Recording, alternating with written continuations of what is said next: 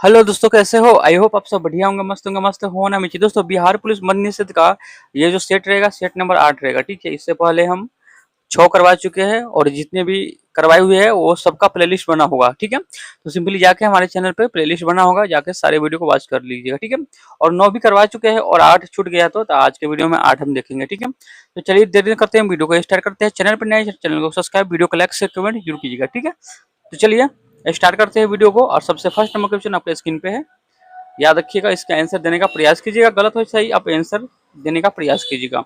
निम्नलिखित में से किस संस्कृति में मेलुआ नाम से जाना जाता था? बताइएगा, निम्नलिखित में से किस संस्कृति को मेलुआ नाम से जाना जाता था? बताइएगा, एक का आंसर क्या होगा? याद रखिएगा, Sindhu. Option number C Sindhu हो जाएगा इसका राइट आंसर। ठीक है, हड़प्पा नगरों के संदर्भ में निम्नलिखित कथनों पर विचार करें। कौन सा गलत है, कौन सा सही है, आपको देखना है। ठीक है, चलिए दो का आंसर बताइएगा। कालीबंगा में हड़प्पा पूर्व तथा हड़प्पाकालीन दोनों अवस्थाएं देखने को मिलती है। हड़प्पा नगर में विशेष स्नानघर है, ये बिल्कुल ये आपको मोहनजोदारो में मिलता है। ठीक है, ये जो स्नानघर विशाल स्नानघर है, मोहनजोदारो में मिलता है। यानी यहाँ पे ऑप्शन नंबर ए होगा, यानी केवल एक सही है। ठीक है, अगला है, ऋग वेद काल में राज्य व्यवस्था के संदर्भ में निम्नलिखित कथनों में कौन सा सत्य है? 3 का आंसर बताइएगा क्या होगा? इस काल में राजा का पद आनुवंशिक हो गया था। इस काल में सभा और समिति दोनों महत्वपूर्ण मतलब संगठन थे। इस काल में स्त्री सभा में स्त्रियां सभा और विधेयक को भाग लेती थी। यानी ऑप्शन नंबर डी होगा, 1 2 3 तीनों सही है। ठीक है, तो चलिए अगला क्वेश्चन आपके स्क्रीन पे है। यहाँ पे सूची 1 में दिया गया है विभाग। ठीक है, यहाँ पे है संबंधित पद दिया गया है। ठीक है, तो चलिए 4 का मिलाते हैं। ठीक है, सैन्य विभाग, सैन्य विभाग आएगा आपको दीवान ए अर्ज उस समय में था। यहाँ पे विधि विभाग यह आएगा, ये दीवान है रिसाल में। और उसके बाद हम बात करें पत्रचार विभाग, यह आएगा दीवान ए इंसा में। और कृषि विभाग आएगा आपको दीवान ए अमीर ए कोही में। ठीक है, ऑप्शन नंबर यहाँ पे राइट सी हो जाएगा। ठीक है, याद रखिएगा। अगला क्वेश्चन, द्वितीय गोलमेज सम्मेलन के असफल होने का मुख्य कारण क्या था? द्वितीय गोलमेज सम्मेलन के असफल होने का मुख्य कारण क्या था? बताइएगा 5 का। याद रखिएगा, सांप्रदायिक प्रतिनिधित्व का मुद्रा। ऑप्शन नंबर सी सांप्रदायिक प्रतिनिधित्व का मुद्रा। निम्नलिखित में से कौन सा विकल्प सही है? यहाँ पे कौन सा विकल्प सही है ये आपको बताना है। 6 का याद रखिएगा, यहाँ पे हम सही की बात करें, ऑप्शन नंबर बी होगा विकल्प सही। तीनों गोलमेज सम्मेलन के समय इंग्लैंड का प्रधानमंत्री कौन थे? जेम्स रेमजे थे। James Ramsay MacDonald. Option number यहाँ पे 20 से हो जाएगा, याद रखिएगा। अगला क्वेश्चन, और सारे क्वेश्चन इंपोर्टेंट है तो जितना सेट लगा सकते हैं आप लगाइए अंतिम समय में। चलिए अगला देखते हैं। अगला क्वेश्चन है 7 नंबर, अगस्त प्रस्ताव के तहत किस वीटो जैसा अधिकार मिला? अगस्त प्रस्ताव के तहत किसे वीटो जैसा अधिकार मिला? 7 का बताइएगा आंसर क्या होगा? 7 का अल्पसंख्यक। ऑप्शन सी अल्पसंख्यक हो जाएगा इसका राइट आंसर। अगला है, क्रिप्स मिशन 1942 के तहत प्रस्तावित संविधान सभा में रियासतों के प्रतिनिधि किस प्रकार चुने जाते थे? रियासतें उस समय चुने जाते थे, वो किस प्रकार के चुने जाते थे? याद रखिएगा, रियासतों के शासकों द्वारा मनोनीत। ऑप्शन नंबर बी यहाँ पे सही हो जाएगा। ठीक है, अगला है, अगला जो 9 नंबर क्वेश्चन 9 नंबर है, बोल रहा है यहाँ पे आंदोलन है और यहाँ पे सक्रिय संबंधित व्यक्ति है। यानी चंपारण से संबंधित कौन व्यक्ति है? आप लोग को पता होना चाहिए चंपारण से संबंधित कौन व्यक्ति है। नहीं, यहाँ पे बोल रहा है कि आंदोलन सत्याग्रह सक्रिय संबंधित व्यक्ति, यानी चंपारण से है राजेंद्र प्रसाद। और अवंता मिल से श्रमिक कौन है? मनोरंजी देसाई। ये गलत होगा। खेड़ा से है आपको वल्लभ भाई पटेल है। ठीक है, तो 1 और 3 यहाँ पे सही हो जाएगा। ऑप्शन नंबर सी यहाँ पे सही हो जाएगा। ठीक है, अगला है, असहयोग आंदोलन के समय में कौन सा कथन गलत है? असहयोग आंदोलन के समय में कौन सा कथन गलत है? 10 का बताइएगा। Annie Besant Ahmedabad, Annie Besant और मोहम्मद अली जिन्ना ने इस आंदोलन का समर्थन किया। ऑप्शन नंबर बी यहाँ पे सही हो जाएगा। औद्योगिक क्रांति सबसे पहले कहाँ शुरू हुई? औद्योगिक क्रांति सबसे पहले जो शुरू हुआ था वो कहाँ हुआ था? तो इंग्लैंड में शुरू हुआ था। दास कैपिटल किसने लिखी? दास कैपिटल किसने लिखी बताइएगा 12 का? याद रखिएगा, मार्क्स ने लिखा। ऑप्शन नंबर ए मार्क्स ने। अगला है, खजुराहो मंदिर किस शैली का उदाहरण है? खजुराहो में जो मंदिर है वो किस शैली का उदाहरण है? 13 का बताइएगा। याद रखिएगा, नागर शैली। ऑप्शन नंबर ए नागर शैली।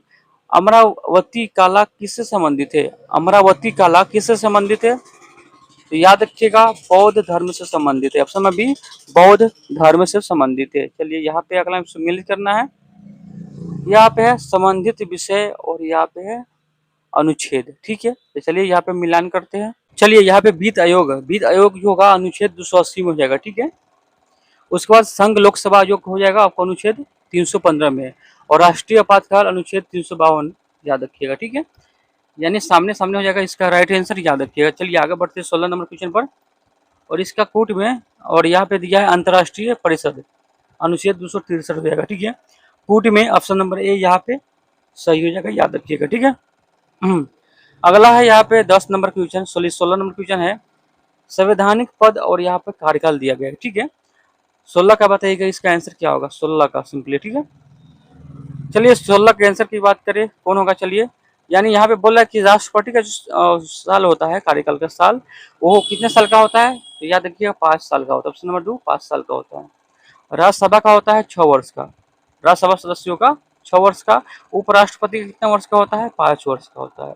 और राष्ट्रीय महिला आयोग के अध्यक्ष का होता है कितना?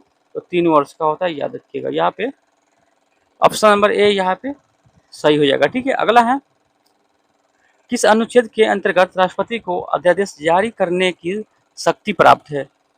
17 का बताइएगा। तो याद रखिएगा अनुच्छेद 123। संविधान की 8वीं अनुसूची से संबंधित विषय, संविधान की 8वीं अनुसूची से संबंधित विषय कौन होगा? 18 के आंसर बताइएगा। 18 का मान्यता प्राप्त भाषाएं। ऑप्शन नंबर सी मान्यता प्राप्त भाषाएं। अगला है, निम्न में से कौन सा मूल अधिकार केवल भारतीय नागरिकों को प्राप्त है? निम्नलिखित में से कौन सा मूल अधिकार केवल भारतीय लोगों को यानी भारतीय नागरिक को प्राप्त है? बताइएगा 19 का आंसर क्या होगा? 19 का रखिएगा अभिव्यक्ति की स्वतंत्रता, यानी यहाँ पे स्वतंत्रता है। ठीक है, किसी संविधान संशोधन द्वारा संपत्ति के अधिकार को मौलिक अधिकार से हटाया गया? किस संविधान संशोधन के द्वारा संपत्ति के अधिकार को मौलिक अधिकार से हटाया गया? बताइएगा 20 का आंसर क्या होगा? ऑप्शन नंबर डी 44 याद रखिएगा। अगला है, निम्नलिखित कथनों पर विचार कीजिए। 21 नंबर क्वेश्चन आइए, बताइएगा निम्नलिखित कथनों पर विचार कीजिए। व्यापारिक पवनों उष्णकटिबंधीय उच्च दाब क्षेत्र से विषुवतीय निम्न दाब क्षेत्र की ओर चलती है। ऑप्शन नंबर ए यहाँ पे सही होगा।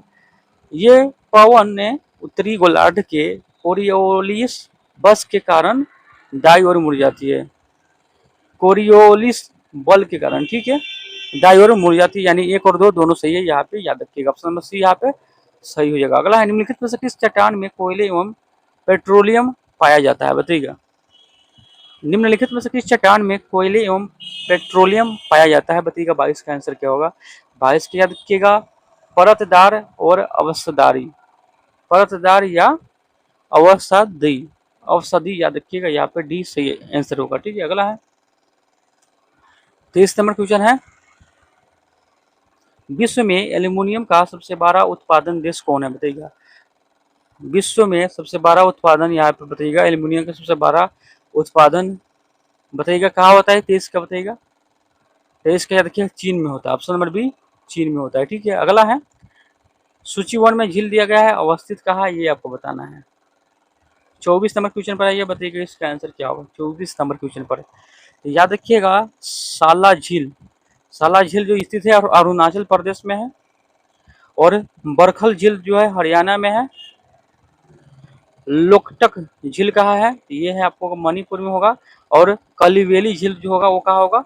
तमिलनाडु में होगा। ऑप्शन नंबर यहाँ पे ए सही है, याद रखिएगा। ठीक है, चलिए आगे देखते हैं, निम्न में से कौन सुमेलित नहीं है? बताइएगा 25 का आंसर बताइएगा कौन सुमेलित नहीं है? तो गुजरात कहाँ है? नारायणी, ये आपको गलत हो जाएगा। ठीक है, अगला क्वेश्चन है कि भारत में सबसे कम वर्षा वाला स्थान बताइएगा। भारत में सबसे कम वर्षा वाला स्थान कौन होगा? 26 का बताइएगा। भारत में सबसे कम वर्षा वाला स्थान कौन होगा? बताइएगा। ऑप्शन नंबर ए होगा लेह हो जाएगा। ठीक है। भारत को कितने भूकंपीय जोखिम अंचलों में विभाजित किया गया है?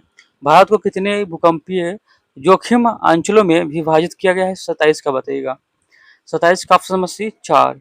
अगला है मई माह के उष्णकटिबंधीय चक्रवात का क्या कारण है? मई माह में उष्णकटिबंधीय बांधीय चक्रवात का क्या कारण है? 28 का बताइएगा। 28 का है पश्चिम सॉरी यहाँ पे बंगाल की खाड़ी का चक्रवात। ऑप्शन नंबर ए यहाँ पे सही हो जाएगा, बंगाल की खाड़ी का चक्रवात। अगला है करेवा किस प्रकार की लिए प्रसिद्ध है? खेती के लिए करेवा किस प्रकार की खेती के लिए प्रसिद्ध है?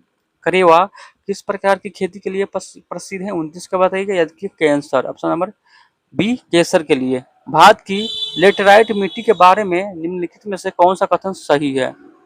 भारत में लेटेराइट मिट्टी के बारे में निम्नलिखित में से कौन सा कथन सही है? 30 का बताइएगा। याद रखिएगा 30 का कौन कौन कथन सही है, ये देखते हैं। यहाँ पे वो साधारणतः लाल रंग की होती है, ये सही होगा।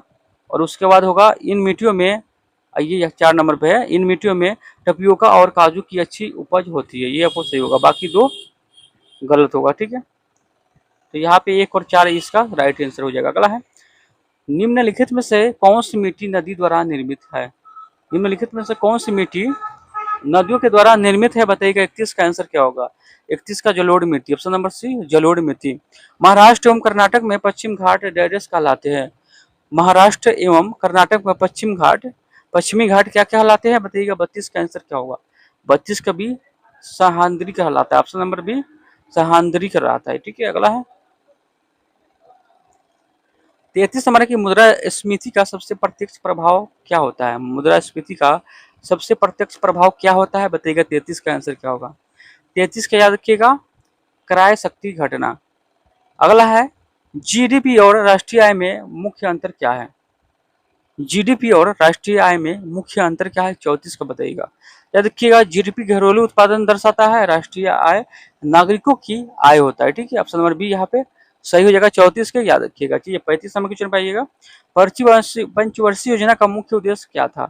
पंचवर्षीय योजना का मुख्य उद्देश्य क्या था? बताइएगा। 35 का। याद रखिएगा संतुलित अर्थव्यवस्था का विकास। ऑप्शन नंबर बी यहाँ पे सही हो जाएगा। सतत विकास का अर्थ क्या है? सतत विकास का अर्थ क्या होता है? 36 को बताइएगा। 36 का देखिएगा वर्तमान जरूरत प्लस भविष्य सुरक्षित। वर्तमान जरूरत प्लस भविष्य सुरक्षित। ऑप्शन नंबर सी यहाँ पे सही हो जाएगा। उपभोक्ता व्यवहार किससे संबंधित है?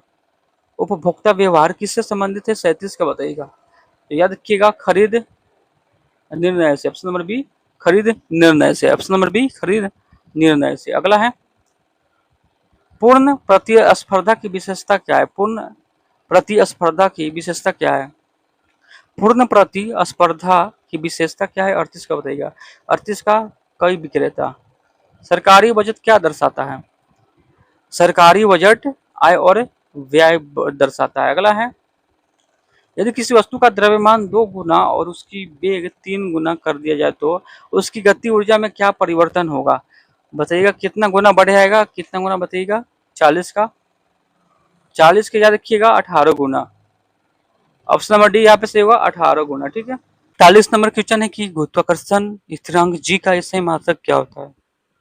गुरुत्वाकर्षण स्थिरांक जी का जो सही मात्रक होता है न्यूटन मीटर स्क्वायर प्रति KG square. Option number B यहाँ पे सही हो जाएगा।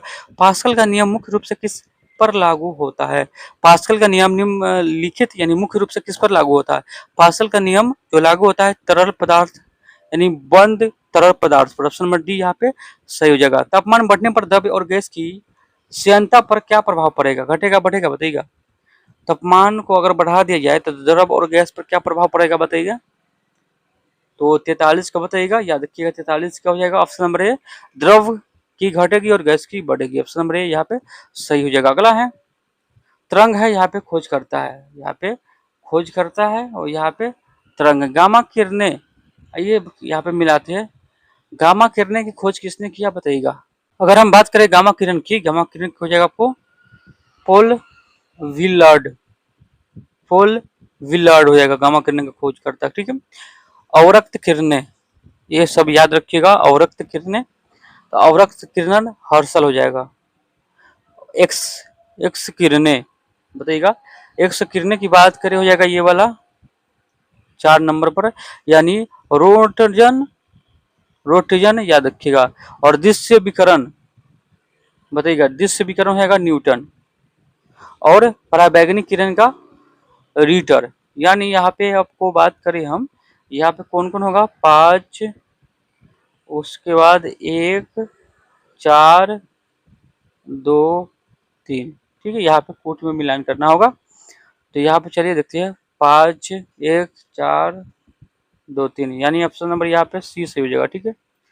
चूने का पानी दूधिया हो जाता है यदि इसमें प्रवाहित की जाए तो, चूने के पानी दूधिया हो जाता है यदि इसमें प्रवाहित की जाए तो 45 का आंसर बताइएगा क्या होगा। 45 का भी कार्बन डाइऑक्साइड। अगला परमाणु जिसमें प्रोटॉन की संख्या समान परंतु न्यूट्रॉन की संख्या भिन्न रहती है कहलाती है, क्या कहलाता है। 46 का बताइएगा, वो कहलाता है समस्थानिक। ऑप्शन नंबर डी समस्थानिक। अगला है अभिक्रिया के आधार पर बढ़ते क्रम में व्यवस्थित कीजिए। 47 का बताइए अभिक्रिया के आधार पर, याद रखिएगा सोना, copper, iron, zinc. Option number A यहाँ पे सही हो जाएगा, ठीक है। अगला है निम्नलिखित में कौन सुमेलित नहीं है, निम्नलिखित में से कौन सुमेलित नहीं है। 48 को बताइएगा, ऑप्शन नंबर बी सुमेलित नहीं है। निम्नलिखित में से कौन सा पॉलीमर नहीं है, तो 49 का बताइएगा। 49 का ऑप्शन नंबर सी कोप्रोलेक्ट हो जाएगा। ऑप्शन नंबर सी कोप्रोलेक्ट। तो 49 का कप्रोलेक्टम हो जाएगा। और 50 नंबर क्वेश्चन पाइए, मूत्र में ग्लूकोज तथा कीटोनों का है कि उपसमिति निम्नलिखित में से किस रोग का लक्षण होता है, किस रोग का लक्षण होता है मूत्र में ग्लूकोज तथा कीटोन का है अगर उपस्थित रहे तो किस रोग का लक्षण होता है, मधुमेह। ऑप्शन नंबर डी मधुमेह हो जाएगा। निम्नलिखित में किस अंग से उत्सर्जन में सहायक होता है, निम्नलिखित में किस अंग उत्सर्जन में सहायक होता है बताइएगा। 51 का आंसर क्या होगा, फटाफट आंसर दीजिएगा। 51 का याद रखिएगा, यहाँ पे फेफड़ा हो जाएगा, यकृत हो जाएगा, और त्वचा और वृक्क, यानी ऑप्शन नंबर डी यहाँ पे सही हो जाएगा। निम्नलिखित में से कौन सा अरेखित पेशिया है, बताइएगा इसका आंसर क्या होगा। निम्नलिखित में से कौन सी अरेखित पेशिया है, 52 का बताइएगा। 52 का बी अंतरंग पेशिया। अगला है निम्नलिखित युग्म पर विचार कीजिए, यहाँ पे पेशिया दिया गया है, यहाँ पे स्वभाव दिया गया है। कंकाल पेशिया, 53 का आंसर बताइएगा फटाफट क्या होगा। कंकाल पेशिया कौन होगा, याद रखिएगा छैनिक पेशिया, उसके बाद अतरंग पेशिया, छैनिक का है ऐच्छिक पेशिया, और हद पेशिया हो जाएगा ऐच्छिक पेशिया, यानी 1, 2, 3 यहाँ पे सही हो जाएगा। अगला है निम्नलिखित में से थकान का मुख्य कारण क्या है, थकान का मुख्य कारण क्या है बताइएगा।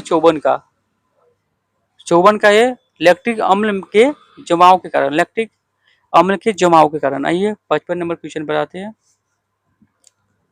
पेशिया के लाल रंग के लिए निम्नलिखित में से किसकी अधिक उत्तरदायी है, पेशिया के लाल रंग के लिए निम्नलिखित में से किसकी अधिक उत्तरदायी है। तो इसका आंसर की बात करें, ऑप्शन नंबर बी यहाँ पे सही होगा, मैग्लोविन, मायोग्लोबिन हो जाएगा, ठीक है। अगला है अस्थि एवं उपस्थित है, अस्थि एवं उपस्थित है 56 का बताइएगा आंसर क्या होगा, याद रखिएगा संयोजित ऊतक में। अगला है आउटपुट डिवाइस कौन सा है, आउटपुट डिवाइस जो है वो कौन सा होगा, तो मॉनिटर होगा। Option number C monitor. अगला है अजोन छिद्र कहाँ अधिक पाया जाता है, अजोन छिद्र कहाँ अधिक पाया जाता है बताइएगा। अजोन छिद्र कहाँ अधिक पाया जाता है, 58 का बताइएगा। तो 58 के रखिएगा अंटार्कटिका में, अंटार्कटिका में। अगला है ओजोन परत के क्षरण, जो ओजोन परत के क्षरण का मुख्य कारण क्या है,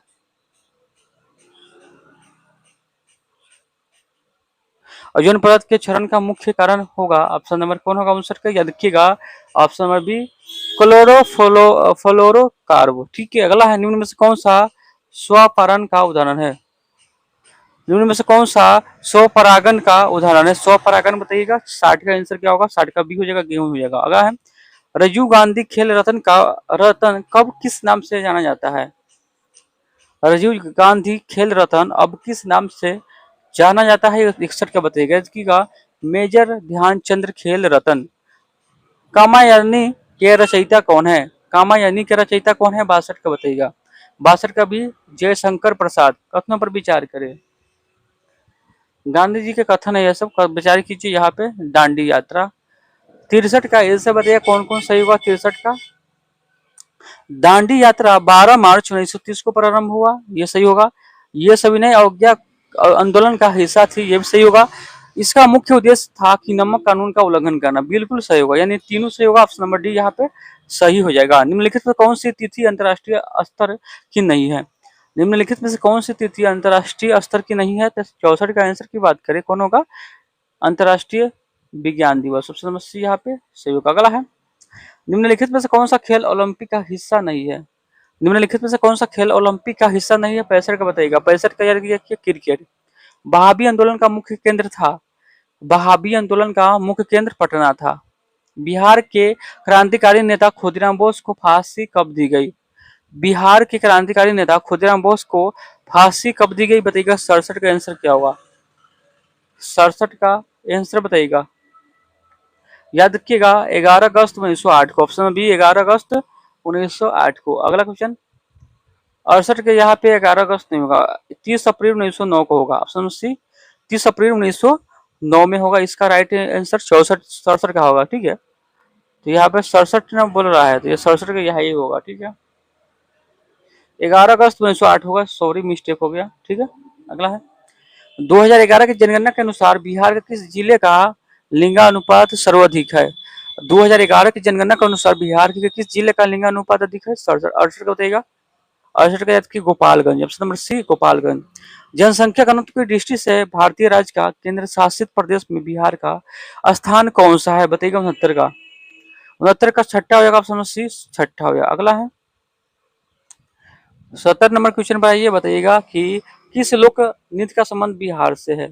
किस लोक नृत्य का संबंध है वो बिहार से है बताइएगा। 70 का आंसर क्या होगा? 70 का डी हो जाएगा, यानी उपयुक्त में से एक से अधिक, यानी नचारी भी होगा, जोगीरा भी होगा और झिझिया भी होगा। ठीक है, जनजातीय कार्य मंत्रालय ने जनजातीय भाषाओं के लिए भारत का पहला एआई संचालित अनुवाद डेडेस का बीटा संस्करण लॉन्च किया।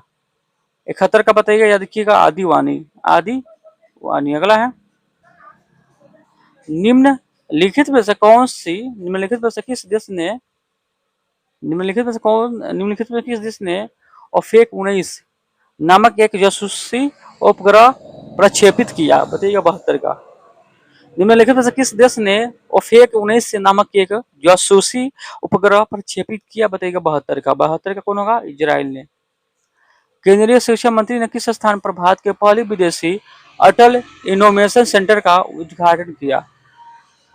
73 का बताइएगा। याद रखिएगा अबू धाबी में। हाल ही में पेवाब ज्वालामुखी फट गया है, यह ज्वालामुखी किस देश से संबंधित है? हाल ही में पोआस ज्वालामुखी फट गया है, यह ज्वालामुखी किस देश से संबंधित है? 74 का बताइएगा। 74 का Costa Rica. Option number D Costa Rica. निम्न में से किसे लाता दीनानाथ मंगेशकर पुरस्कार 2025 मिला है? निम्न में से किसे लाता दीनानाथ मंगेशकर पुरस्कार मिला है? 25 का आंसर बताइएगा, सॉरी 75 का। 75 का आंसर बताइएगा। याद रखिएगा option C Kumar Mangalam Birla. Kumar Mangalam Birla. Option number C Kumar Mangalam Birla. ठीक है, याद रखिएगा। 76 नंबर क्वेश्चन बताइएगा कि भारतीय प्रौद्योगिकी संस्था आईआईटी मुंबई किस देश में अपना पहला अंतर्राष्ट्रीय केंद्र खोलने वाला है? तो किस देश में? तो याद रखिएगा जापान में खोलने वाला है। केंद्रीय वित्त मंत्री ने 186वां आयताकार दिवस के अवसर पर नए आयकर शुभंकर डेजेस का अनावरण किया। किसको बताइएगा? 77 का आंसर क्या होगा बताइएगा। केंद्रीय वित्त मंत्री 166वें आयकर दिवस 24 जुलाई के अवसर पर नए आयकर शुभंकर डेजेस को अनावरण किया। बताइएगा आपका आंसर क्या होगा इसमें? 77 का आंसर बताइए फटाफट। तो चलिए यहाँ पे मैं आंसर की बात करें 77 का, याद रखिएगा मधुकर। ऑप्शन नंबर डी यहाँ पे होगा मधुकर। अगला क्वेश्चन आपको सुमेलित करना है। ठीक है, 78 नंबर आपको क्या करना है? सुमेलित करना है। ठीक है, चलिए सुमेलित करते हैं। चंद्रयान की सुमेलित करते हैं। चंद्रयान 4 ये जो हुआ था, यानी लॉन्च हुआ था, वो किस वर्ष हुआ था ये पूछ रहा है। ठीक है, 78 का बताइएगा। आप लोग का आंसर आना चाहिए। चलिए इसको हम जूम कर लेते हैं। चलिए चंद्रयान के बारे में बात करें, चंद्रयान 4 के बारे में बात करें आपको। 2028 में 2028 में लॉन्च होगा। और गगनयान 3 ये आपको 2028 से 35 में, 28 से 35 सॉरी यहाँ पर 2028 ये भी हो जाएगा, ठीक है। और अगला है शुक्रयान युवन, ये हो जाएगा आपको कौन सा बताइएगा, सॉरी यहाँ पे गलत हो गया। यहाँ पे भारतीय अंतर्राष्ट्रीय स्टेशन आएगा आपको 4 नंबर में यानी 2028 में। और चंद्रयान 4 आएगा आपको 2028 में। और गगनयान 3 ये आएगा आपको 2027 में। और शुक्रयान की बात करिए, यहाँ पे 4 आ गया कैसे, चलिए यहाँ पे हम फिर से मिलन करते, कुछ मिस्टेक हो रहा है। भारतीय अंतर्राष्ट्रीय स्टेशन यहाँ पे होगा 2028 से 35 में। और चंद्रयान 4 होगा आपको 2028 में। और गगनयान 3 होगा आपको 2027 में। और शुक्रयान होगा 2028 में, ठीक है। यहाँ पे बी ऑप्शन सही होगा, ये देख लीजिएगा। अगला है कौन सा राज्य पशुपालन और मुर्गी पालन को कृत्रिम का दर्जा देने वाला भारत का पहला राज्य बना, बताइएगा। कौन सा राज्य पशुपालन और मुर्गी पालन को कृत्रिम कृषि का दर्जा देने वाला पहला राज्य बना 79 का, बताइएगा। 79 का ये हो जाएगा महाराष्ट्र हो जाएगा। किस रेलवे सुरक्षा बल की पहली महिला महानिर्देशक की नियुक्ति किया गया है? किसे रेलवे सुरक्षा बल की पहली महिला महानिर्देशक नियुक्ति किया गया है? 80 का बताइएगा। 80 का B Sonakshi Mishra, option number B Sonakshi Mishra. चलिए आगे जो आते हैं, आगे आपको हिंदी का क्वेश्चन आएगा। हिंदी का क्वेश्चन आइए 97 नंबर क्वेश्चन पर। और मैथ का आप सोल्व कर लीजिएगा, ठीक है। आइए पवन का संधि विच्छेद कीजिएगा। पवन का 96 नंबर क्वेश्चन की पवन का आप संधि विच्छेद कीजिएगा। याद रखिएगा पो प्लस अन हो जाएगा। गंगा तट शब्द कौन सा समास है? गंगा तट शब्द में कौन सा समास है? तो याद रखिएगा संबंध तत्पुरुष, ऑप्शन नंबर बी यहाँ पे सही हो जाएगा। जिस समास का कोई पद प्रधान नहीं होता है उसे कहते हैं, जिस समास का कोई पद प्रधान नहीं होता है उसे हम बहुब्रीहि समास बोलते हैं।